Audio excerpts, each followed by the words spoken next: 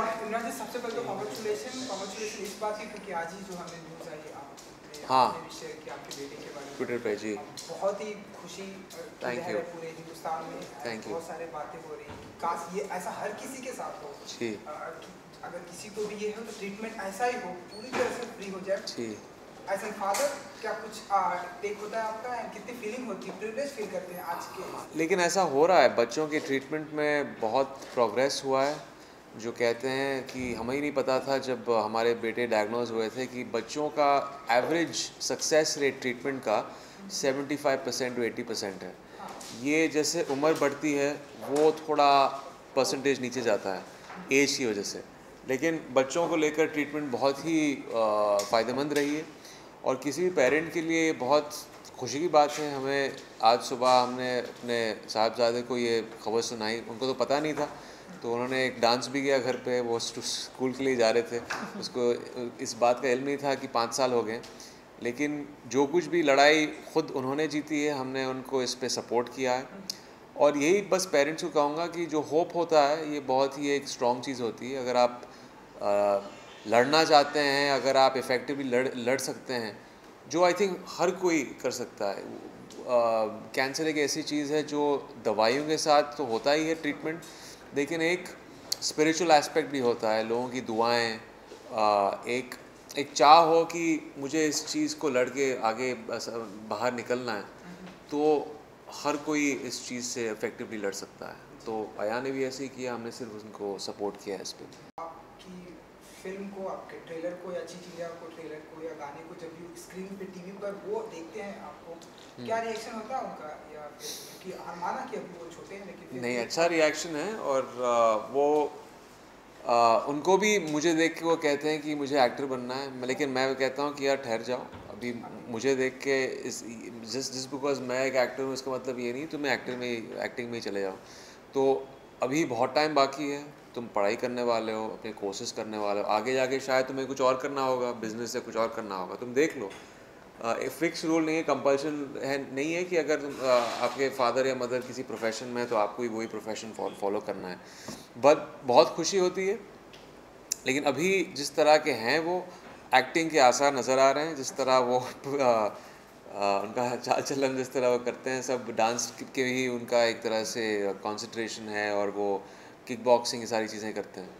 तो हाँ, बड़ी खुशी होती है उनको। चीट इंडिया का प्रोमो देखने के बाद मुझे उनको बोलना पड़ा, यार मैं प्रमोट नहीं कर रहा हूँ चीटिंग, ये कैरेक्टर प्रमोट कर रहा है चीटिंग, तो अपने स्कूल में तुम चीटिंग मत करना। हाँ सबसे अयान और आपकी जो जर्नी रही है दौरान, जी आपने बुक लिखी थी किस ऑफ लाइफ, तो जी। उसको आप एक फिल्म में बनाना चाहेंगे? फिल्म में बनाने की कोशिश हो रही है एक तरह से, जो हमारी डॉक्यूमेंट्री हमने लिखी है। क्या है ना कि हमारे देश में जनरली डॉक्यूमेंट्रीज़ को इतनी अहमियत नहीं दी जाती है। जब कोई एक्टर इस चीज़ से जुड़ा है तो 5 गाने लेके आ जाओ, एक्शन सीन लेके आ जाओ, तो वो डॉक्यूमेंट्री ऐसी बनती नहीं है। लेकिन मैं चाहूँगा कि आने वाले कल मैं वो डॉक्यूमेंट्री बनाऊँ, क्योंकि स्क्रिप्टिंग हो चुकी है, बाकायदा पूरा सब लोगों ने काम कर लिया है इसमें, तो डेफिनेटली बनाएंगे। आपकी पहली फिल्म में हाँ, मेरी फिर पहली भी मतलब उस शुक्रवार को कई बार झेल चुके हैं। आपके मन में क्या चल रहा है अभी कि मतलब आज 13-14 हो गई, 4 दिन बचे हैं, आपके उसमें मन में क्या है? सच बताऊं तो पंजाबी गाने चल रहे हैं मेरे दिमाग में, क्योंकि मैं बहुत एक्साइटेड हूँ। तो मैं तो करने वाली हूँ अपने फैमिली और फ्रेंड्स के साथ, मैं जाके फ्राइडे में जो हर शो है चीट इंडिया का, हम टिकट्स बुक करने वाले हैं। और जो सिंगल स्क्रीन में हम करते थे ना, वो टिकट्स फाड़ के डांस करना, वो मैं करने वाली हूँ। अगर आपको थिएटर में कोई रोना सुनाई दे या कोई नाचना गाना सब सुनाई दे, वो सब मेरे फैमिली के मेम्बर्स होंगे, मेरे फ्रेंड्स होंगे और मैं होंगी। यही उत्साह रहता है ना जब पहली फिल्म होती है। आपको याद है अपनी पहली फिल्म का जब रिलीज? हाँ, मैं एक्चुअली मेट्रो थिएटर में गया था यहाँ पे देखने के लिए, और मैं चाहता था अंदर से कि लोग मुझे रिकग्नाइज़ करें, लेकिन क्या हुआ, थोड़ा टाइम लग गया, क्योंकि मेरा मेकअप ऐसा था कि लोगों को पता नहीं चला कि यही रघु है। लेकिन फिर मेट्रो के कैंटीन में फिर लोगों ने देखने लगे, फिर उनका मेरा नाम नहीं तभी पता था, फिर कहने लगे रघु रघु। और इंटरवल के टाइम पे फिर बाहर निकले और एक पूरी भीड़ इकट्ठा हो गई थी बाहर रास्ते पे, और मॉब हो गया था, मॉब सिचुएशन हो गया था। बट वो मेरा पहला एक्सपीरियंस था, एंड काफ़ी मज़ेदार था। श्रेया प्रयास कर रहे हैं इमरान की टैक्स फ्री हो जाए फिल्म, तो तो और भी अच्छा हो जाएगा, क्यों करना? हाँ ऑब्वियसली अगर ये बन जाए, क्योंकि ये बहुत ही रेलेवेंट मुद्दे पर बना हुआ है फिल्म, क्योंकि एजुकेशन सिस्टम है और it's a very necessary thing कि हम आईना दिखा रहे हैं एजुकेशन सिस्टम पे, तो ताकि स्टूडेंट्स देख सके और टीचर्स देख सके और फैमिलीज देख सके कि ये बहुत प्रॉब्लमेटिक सिचुएशन है और ये अभी भी हो रहा है and it's not like it's getting solved any time soon. तो हम आशा करते हैं कि गवर्नमेंट हमें वो टैक्स फ्री जो सर्टिफिकेट मिल जाए, तो बहुत सारे लोग भी देख पाएंगे, बहुत सारे बच्चे भी देख पाएंगे, तो we genuinely hope that we get it. Imran, आप जो हमारी पढ़ाई का सिस्टम है उससे आप थोड़े बहुत हमेशा से ही मतलब इत्तेफाक कम ही रखते थे नहीं? मैं ज़्यादा एकेडमिक नहीं था स्कूल और कॉलेज में, लेकिन मैं कभी फेल नहीं हुआ। मुझे सिर्फ इसी बात का एक तरह से अफसोस है हमारे जो एजुकेशन सिस्टम को लेकर है कि हाँ, मैं मार्क्स लेके आता था 65-70% एवरेज स्टूडेंट था, लेकिन अल्टीमेटली जो सीखा था मैंने स्कूल में वो इतना मुझे उस चीज़ की बेनिफिट नहीं मिली बाद में। और ये हम सब देखते हैं, 10 साल गुजर जाते हैं स्कूल और कॉलेज में, आप बस रट्टा मार रहे हो। आगे जाके जब आप नौकरी ढूंढते हो तो ना तो आपके स्कूल सिस्टम ने आपको कहीं वोकेशनल ट्रेनिंग दी है कि आप आगे जाके क्या बनोगे। जैसे मैंने 5 साल गंवा दिए कॉमर्स में, मुझे जाना चाहिए था आर्ट्स में, लेकिन मेरे स्कूल सिस्टम ने मुझे कभी वो दिशा दिखाई नहीं कि मुझे आर्ट्स में जाना चाहिए था। तो ये थोड़ा मुझे प्रॉब्लम लगा, लेकिन ऐसा नहीं है कि मज़े नहीं लिए स्कूल के दिन और कॉलेज में। बस यही था कि पढ़ाई थोड़ी और अच्छी हो जाए, फैकल्टीज़ जो टीचर्स हैं वो ज़्यादातर कभी कभी डिसइंटरेस्टेड रहते हैं। बहुत सारे ऐसे टीचर्स हैं जो क्लास में भी नहीं आते थे, जिनके क्वालिफिकेशंस नहीं थे। ये सब ठीक हो जाए ना तो वो सिस्टम जो है, वो एक्सपीरियंस है, मज़ेदार हो जाएगा। आप जब ये बात करते हैं कहीं ना कहीं सिस्टम पे बात आती है और सिस्टम आता है गवर्नेंस पे, तो बात ये सरकार तक जानी चाहिए। डेफिनेटली आई थिंक सरकार को पहले इस सेक्टर में ज़्यादा पैसे डालने चाहिए। 2.9% जीडीपी का कंट्रीब्यूशन है, ये बहुत छोटा कंट्रीब्यूशन है। कोई भी देश में जब आपने देखा है कि एजुकेशन सेक्टर में रिफॉर्म आया हो तो 7% मिनिमम उन्होंने सेक्टर में डाला है।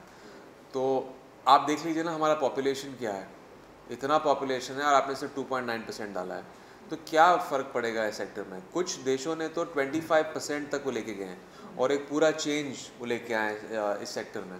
तो वो एक चीज़ है, लेकिन सिर्फ पैसा ही वो बात उस पर आके ख़त्म नहीं होती है। पैसा सही जगह जाना चाहिए, ऐसा नहीं हो कि पैसे डालते हैं फिर करप्शन की वजह से कहीं और ही बढ़ जाएं वो सारी चीज़ें। तो वो एक चीज़ है। और फिर यही चीज़ें हैं, टीचर्स की क्वालिफिकेशंस, गवर्नमेंट की बहुत सारे रिफॉर्म्स।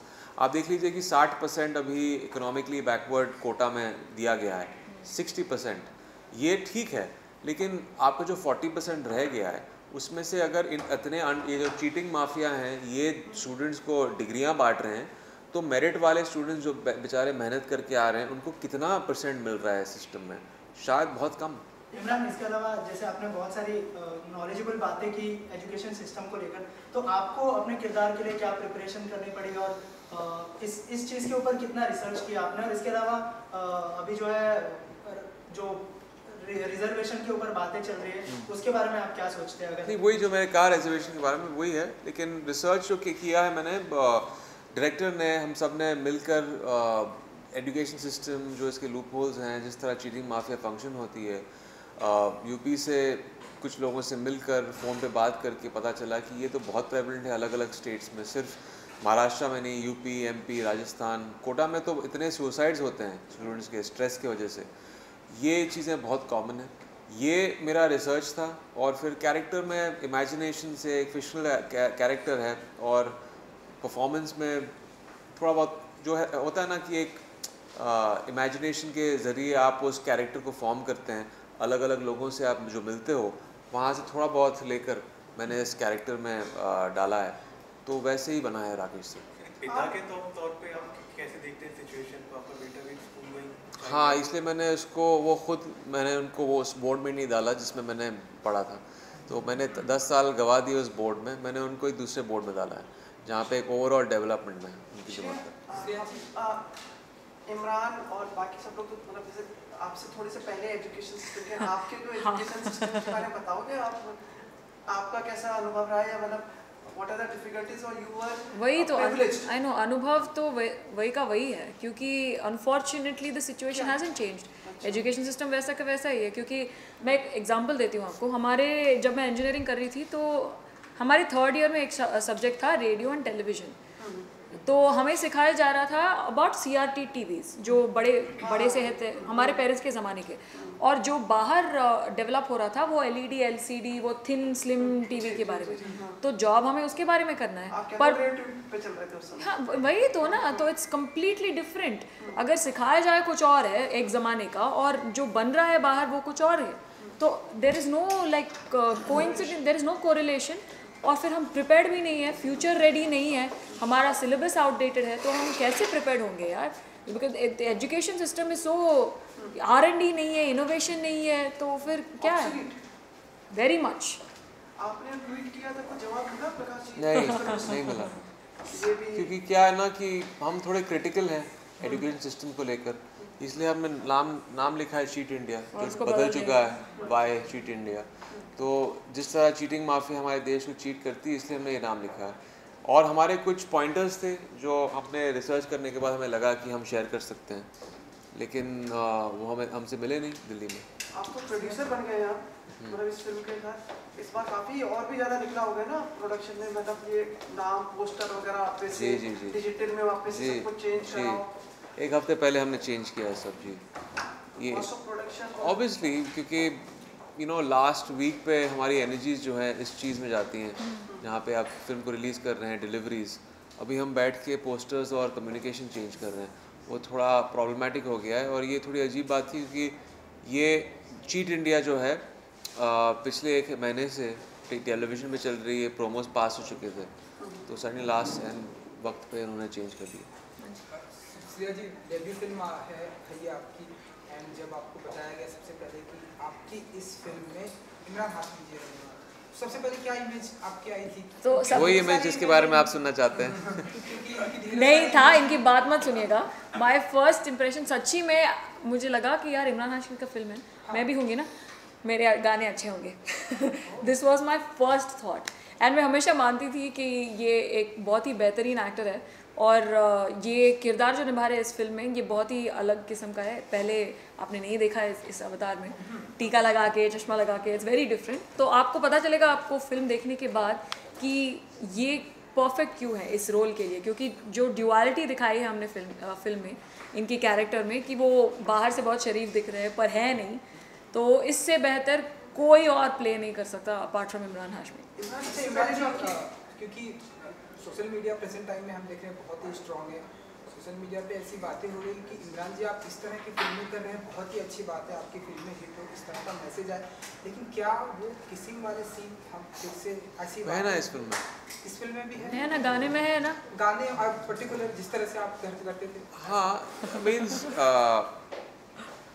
कुछ चीज़ें हैं जिससे लोग खुश हो जाएंगे, कुछ ऐसी चीज़ें हैं जो हम बदल चुके हैं इस फिल्म में। एक अलग कैरेक्टर जो मैंने कभी प्ले नहीं किया है, ये इम्पॉर्टेंट है ना, क्योंकि एज एन एक्टर मैं चाहता हूँ कि कुछ और, हमेशा कुछ और ऑडियंस को पेश करूँ, अलग पेश करूँ, वैरायटी ऑफ रोल्स पेश करूँ, ना कि वो सेम घिसी पिटी बात बार।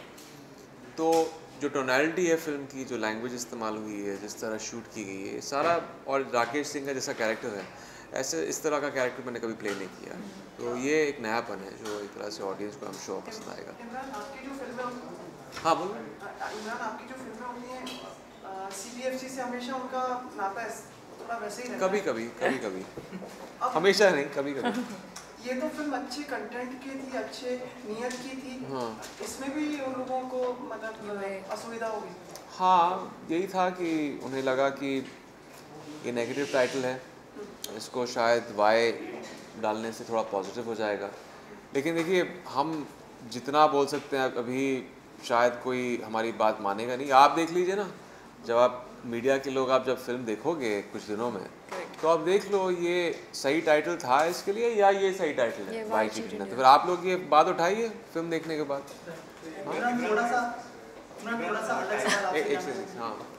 अलग सवाल आपसे करना चाहूँगा कि नहीं नहीं, इनकी बात हाँ, पूछ लीजिएगा, बोलना, कोई बोल, टेंशन बोल, नहीं। बोल, बोल, ओके, थोड़ा सा अलग सवाल आपसे जानना चाहूँगा कि मीटू कंट्रोवर्सी को लेके बहुत सारी बातें हो चुकी है इंडस्ट्री में और अभी जो है एक बड़े डायरेक्टर का नाम सामने आया है, आपको पता ही होगा, आपने देखा होगा, तो थोड़ा सा कुछ बताना चाहेंगे उस बारे में, एज अ फिल्म फर्टर्निटी का हिस्सा आप क्या सोचते हैं? हाँ, लेकिन मैं उस पर कॉमेंट नहीं करना चाहता हूँ कि क्या है ना कि उसमें पहले तो कोई प्रूफ सामने आया नहीं है।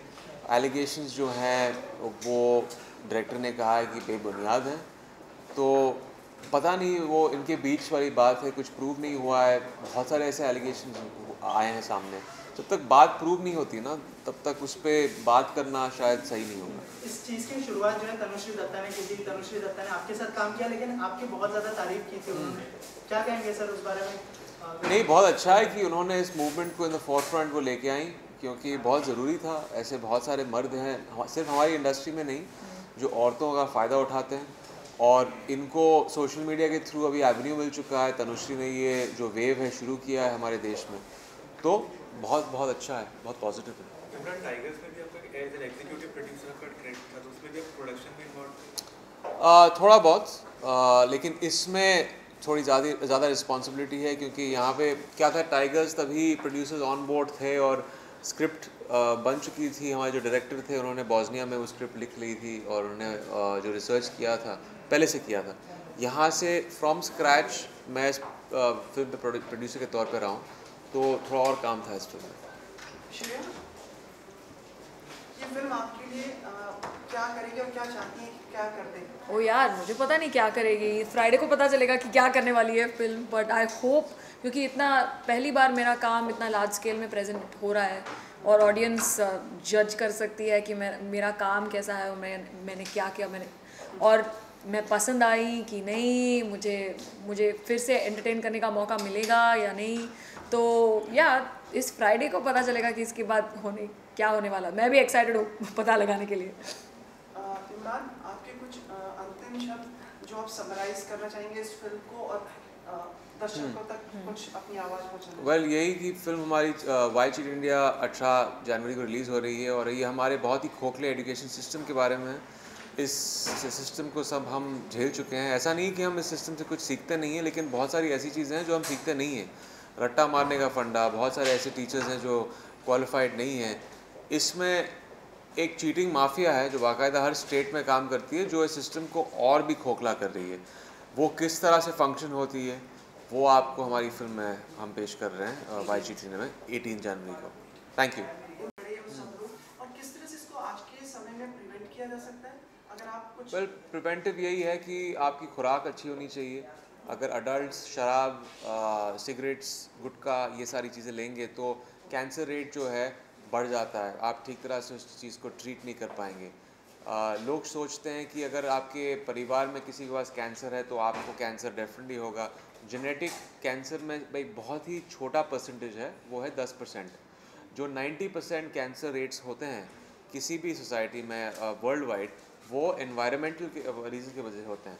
जो आप एयर पोल्यूशन, खाना जो खा रहे हैं, आपकी खुराक अच्छी नहीं है, शराब, स्ट्रेस, ये सारी चीज़ों को चेक रखिए और आपको कभी कैंसर नहीं क्या होगा। ये क्यूरेबल है और लोगों को आशा रखनी चाहिए? क्योरेबल है, ज़रूर है, सिर्फ दवाइयों से नहीं है, कीमोथेरेपी और रेडिएशन से नहीं है, लेकिन जो खुराक है आपकी, जो एक लाइफस्टाइल है, उसका एक बहुत ही इम्पॉर्टेंट कंट्रीब्यूशन है उस मेडिसिन के साथ। फैमिली का क्या सपोर्ट हो सकता है इसमें? यही है कि फैमिली आपको सपोर्ट करें, एक तरह से एक होप दें, और अगर आपको लड़ना है तो इफ़ेक्टिवली आप इन चीज़ों से लड़ सकते हो। एक तो दवाई से है और खुराक, लाइफस्टाइल, और बस पॉजिटिव तरीके से लड़ें। दुआएं हों, आप दुआ करें, प्रार्थना करें कि आप ठीक हो जाएं और उस पर काम करें, एक्सरसाइज भी करें तो मामला ठीक हो जाएगा। बहुत बहुत धन्यवाद। Thank you, Thank you, thank you so much. thank you. Before you leave, just pose for the cameras for 10 seconds. Yeah.